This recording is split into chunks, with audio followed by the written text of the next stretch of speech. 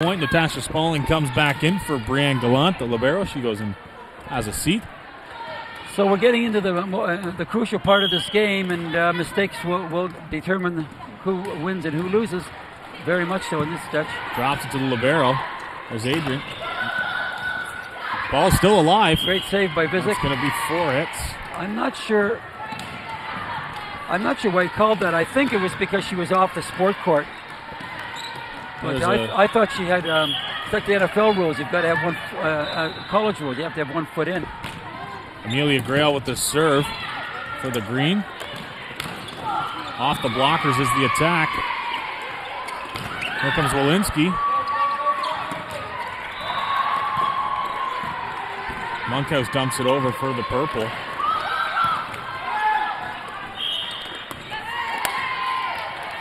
That first pass has got to be higher.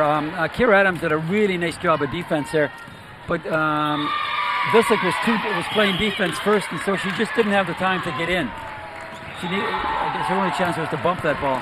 Amelia Grail dumps it again. Lynch to Spaulding. See, now mistakes. Now the Predators have made the last 4 points by London. The Predators have made errors, and that's what we talked about early in the game. And they're putting in Heather Lougheed, coming in for Visick. Heather Lougheed wearing number 4 will come in. And I guess it's just a matter of she just wants switching it up. Just to make a change. She doesn't.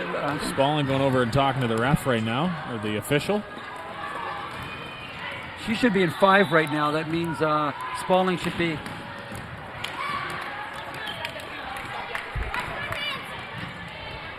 Oh, he's just saying that he's asking that the head coach for the Predators ask for a substitution next time instead of just going forth. As Amelia Grail dumps a serve right into the middle of the court. Spaulding goes up, a nice block. They'll get another shot at it. No. Another error by the Predators, and this has been the problem with this team this year. That it's a talented team. It's a talented team, but they have a tendency to self-destruct, and we've seen in this last little stretch that they've committed 4 errors of the 6 London points. Marion Peston calls a timeout. Talk it over. The Green didn't get off to the start they wanted. Predators sure did. They got up early, a lot of big points, and now that Preds have started to make a few mistakes there in the last couple, and the Green find themselves up a couple points. This London team is an experienced team. They were silver medalists last year at the Provincials, and as you can see right now, they're not giving up. They're not making mistakes. They're forcing the Predators to score points, and right now the Predators can't do it. Marion, as you can see, is talking to the ladies about bringing in. She's a tremendous asset to the Predator club. She's played volleyball in Chicago. She's an American whose husband is now in a PhD program at the University of Waterloo and in some esoteric engineering course. So the Predators have been very fortunate to pick up somebody like her, and she's just great for this team. Lloyd Rumble, the coach of London, is also a very experienced coach. So these teams will be well coached and be able to execute a lot of tactics. Here's Amelia Grail with the serve as the game gets back underway. And they go to Monkhouse, who just hammers it home. A really nice pass by Sarah Lynch. And again, Brianne Gallant has been totally taken out of the loop in terms of serve reception. She's just one of the solid defensive players in this tournament. Monkhouse hammers that home and then goes back to take the serve.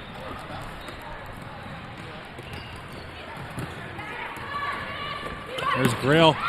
There's that sweep we've seen so many times from Nimi Bass. He doesn't work out on this occasion. And it's a very good choice. Long. It's a very good choice by number 9, Ariana Simpson, because Kira Adams is in the front row for the Predators, and she's the shortest of the Predator power hitters.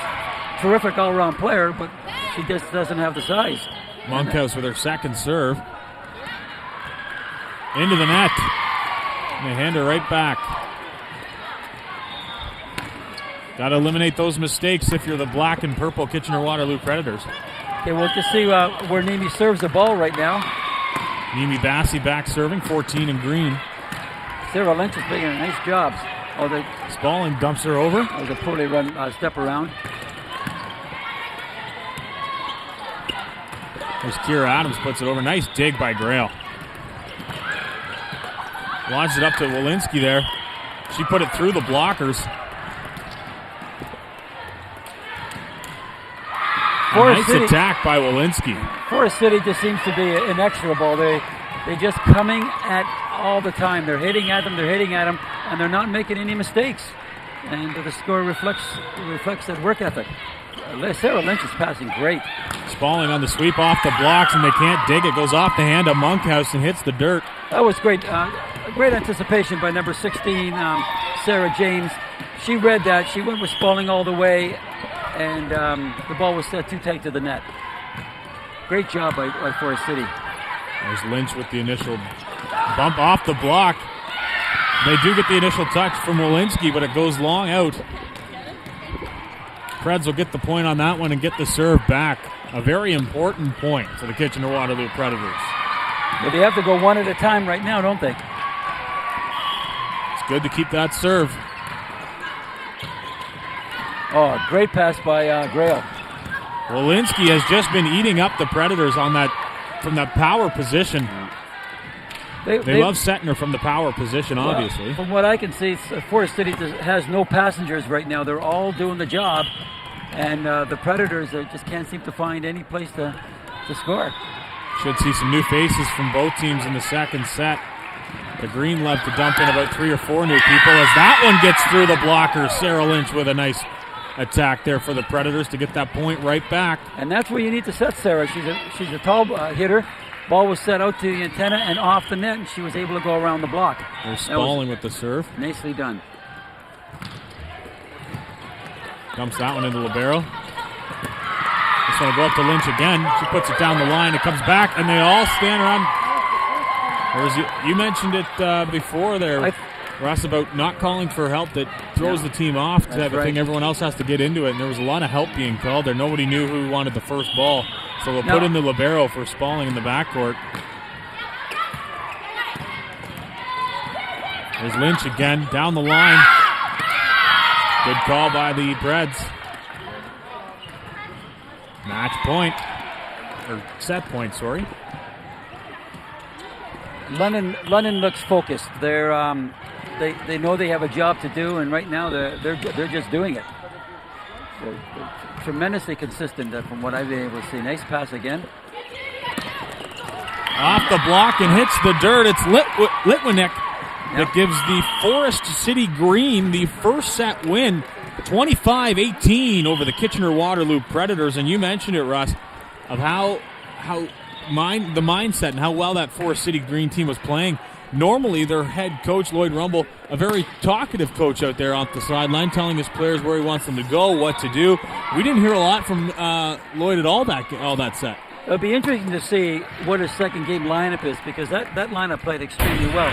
At the same time, I'm sure Marion, the coach of the Predators, is somewhat disappointed in the way her team played. They certainly have the talent to compete with this London team, but they're just making too many errors. I'm sure the lineup will change. They like to throw in Angie Bellhumer, number 8 in green. They like to throw her in. Shelby Charlton usually comes in. They like to keep Amelia Green, Ariana Simpson. But you also get to see a bit of Rebecca Bro at times as well. So it'll be interesting to see what he does with that lineup going into the second set. See, I'm of a different mind. At this level right now where the winning is really important, if your lineup won, go with it. That's the way I see it. But everybody has their own philosophy, and it's not right or wrong. If you win, you look like $1 million, don't you, as a coach? That's true. And we go back to that first set, Russ, and it seemed like the part that really fell apart for the Preds was that second phase of the game, the about 10 to 15 point. And that's the part that they started making their mistakes. They kind of beat themselves in that set before City Green played in some excellent volleyball. Like, if you looked at the first, we're not seeing in these replays the serving strategy, but I think that's been a big factor in the game. Forest City is serving extremely well. They're not scoring great points on them, but they're serving strategically, and the Predators are not running on offense because Brianne Gallant, for example, is not passing the ball. They just won't let her. We saw that with a few teams, how important the serving tactics are, not to score points, but to force teams to make adjustments. Yeah, it's all about strategy, and we've seen quite a bit of it in that first set. A 25-18 win for the Forest City Green over the Kitchener-Waterloo Predators 18U team. We also have a 17U team in this division as well. From Rim Park in Waterloo, we'll be back after this short break.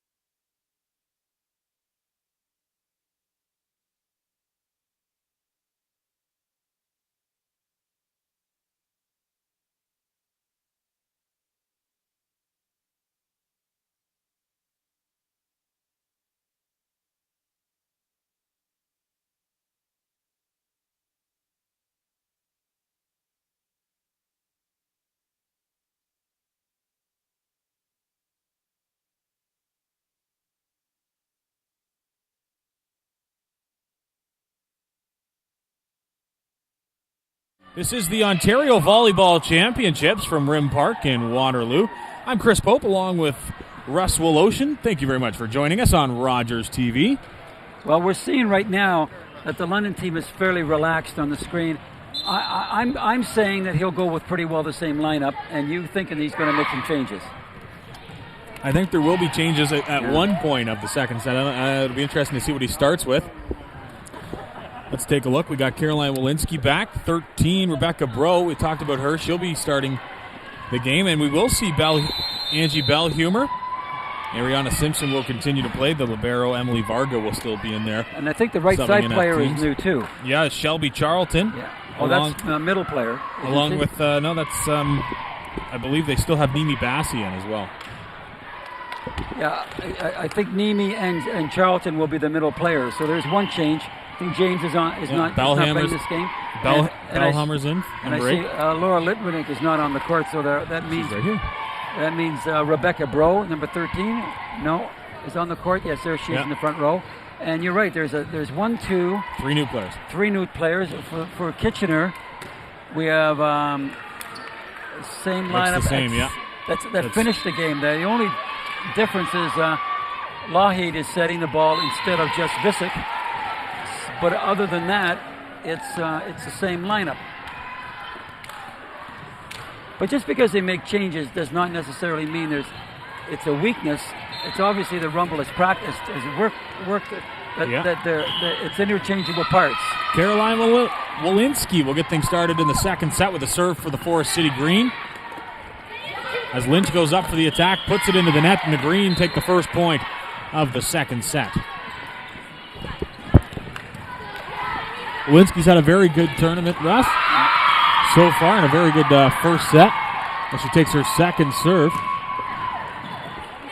Launches it back to Monkhouse, who then comes up above the attack line and dumps it over. And there we see Bellhammer. No, Shelby Charlton tried to set that ball, but it was over her head, and she just sidewinded it out of her hands. So, again, I keep harping on that, how important it is to be close at 7, just to get your team back in the match. You're disappointed after losing, and that sure is not going to help. No, Sarah Lynch launches her serve long. You got to put that serve into play, Russ. We got Charlton back. New to this set, Shelby Charlton. Nice pass by Kira Adams. You're giving up a free ball. Oh, that's trouble. Ball on the court, so this point will be stopped and they'll reserve it. London serve.